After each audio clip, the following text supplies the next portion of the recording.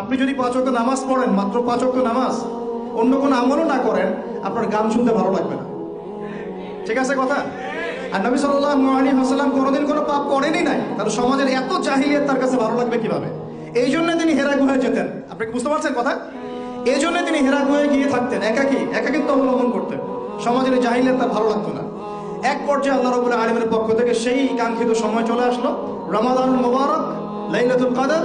ওহী চলে আসলো জিবরাইল আলাইহিস সালামের মাধ্যমে। সূরা আলাক, ইকরা বিসমি রাব্বিকাল্লাযী খালাক, খালাকাল ইনসানা মিন আলাক, ইকরা ওয়া রাব্বুকাল আকরাম আল্লাযী আল্লামা বিল কলম, আল্লামাল ইনসানা মা লাম ইয়ালাম। দেখেন, প্রথম ওহীটা কি কেন্দ্রিক আসছে? পড়াশোনা কেন্দ্রিক।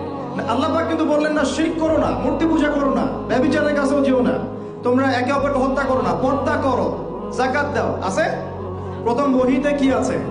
পড়ো পড়ো পড়ো। এটাই আমরা বলি